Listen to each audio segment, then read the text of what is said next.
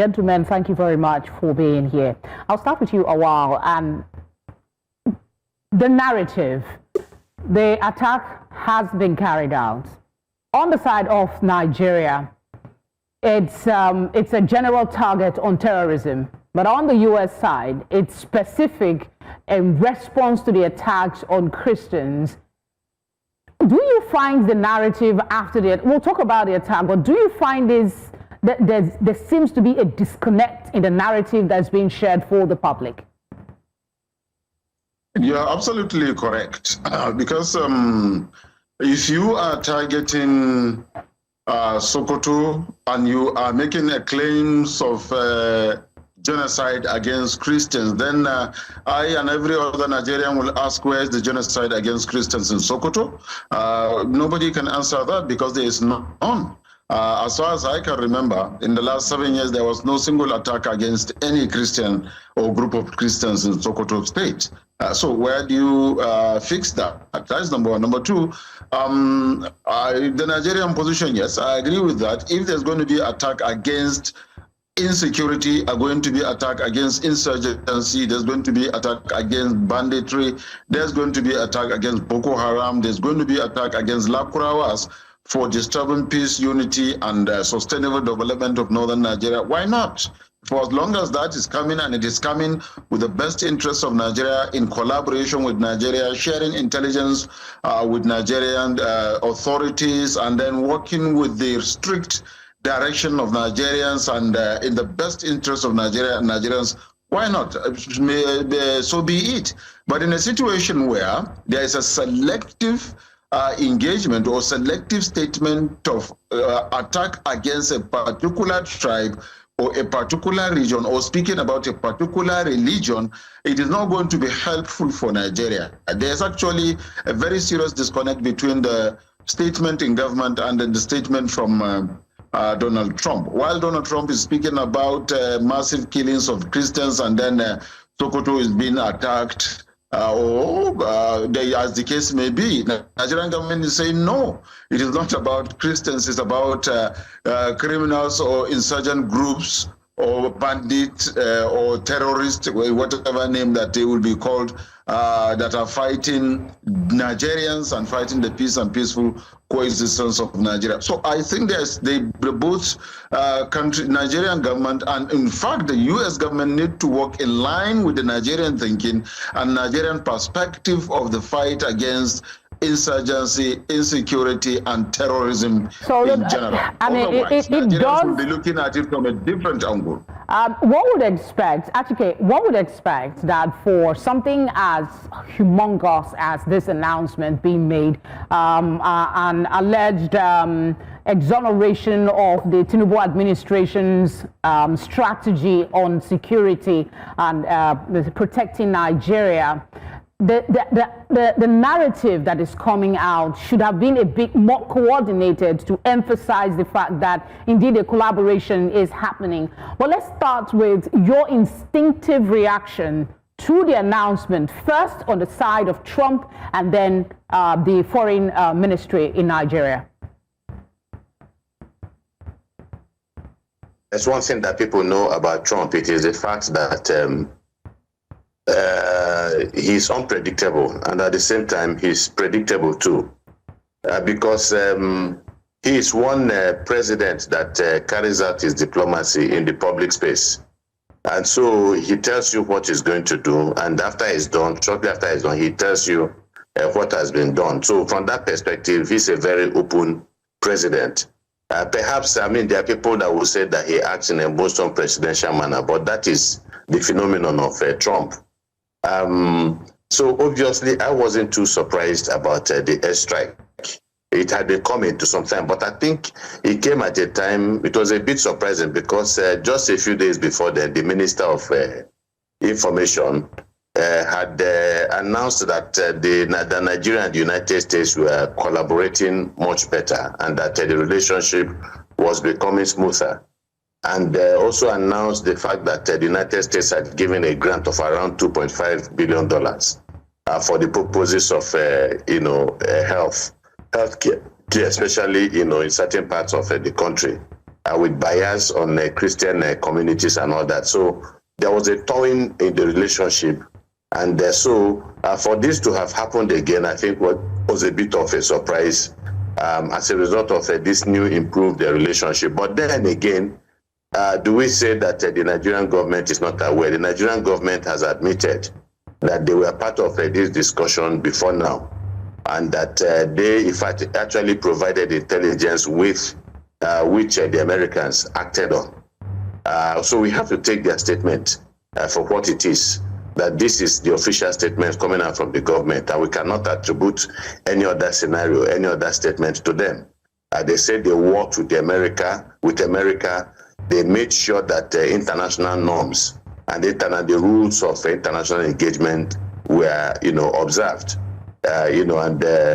This strike was carried out. Of course, I understand the discrepancy between, in terms of the argument about the epicenter of violence in this country and attacks on Christians and what is happening in what happened in Sokoto State. And I share the same sentiment with my colleague there in the studio, that this seems to be a bit contradictory. But then the attack was not an attack, and Donald Trump has never said he was going to attack any people of any faith. He never said. He only said they are going to target terrorists and they are going to bomb terrorists. In fairness to what the statements that have been coming out of the United States, and that is what they say that they have done in this instance. So we'll see going forward. The next step that will be taken, because obviously this is a developing story. It is indeed. Awwal, the strikes come one day after we had an attack in Maiduguri, Borno State, at a mosque. And then we hear that Sokoto, from your analysis, Sokoto hasn't been so much in the center of all these attacks that we've been seeing.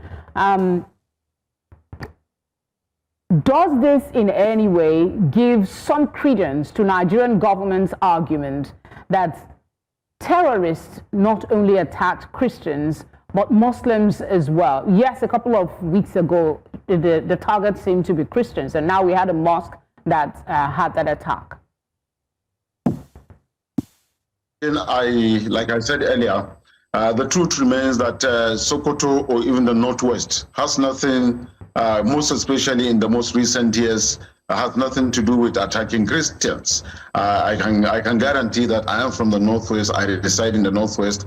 I follow the security trend on the Northwest, not only Northwest, the entire northern Nigeria and Nigeria by extension, bit by bit, quota by quota, trying to know what is happening, what are the challenges, and then offering the possible advice to the authorities on what I think individually and as a group needed to be done to solve this very problem. So therefore, there's nothing like attacking Christians in the entirety of the northwestern Nigeria. If you speak about north central, possibly even that one will be attributed to the challenges of ethnicity and then tribal sentiment, as well as farmer herders clashes, which has been there for more than 30 years. It is not something that started just yesterday or day before yesterday. So yes, there is a credence to the position of the Nigerian government. The attack, ISIS or ISWAP, which is an extension of ISIS, so to say,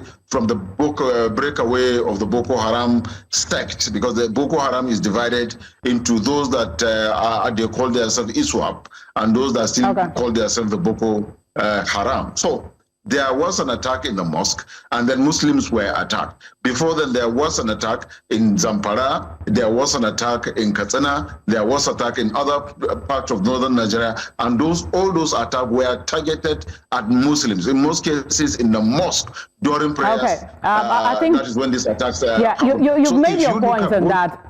We're really time pressed. I'm sorry. So I'll just go to Achike and ask this question. There's been a lot of reaction to the announcement, both by the federal government of Nigeria and the U.S. government. But there is one that I want your thoughts on. That's Islamic Cleric Gumi. He has criticized the United States airstrike and described the attacks as potentially polarizing and detrimental to national sovereignty. There are some people who also share this view. What is your thought about that? Does this complicate things further? My thought is, I think we need to tread with caution in our statement, in our utterances, and also we need to have a proper understanding of what the statement is saying, and then what okay, people actually, the question is for Achike, sir. Sorry. Oh, so sorry. Yeah. Sorry, Mr. Achike. I thought it was for me. It's okay.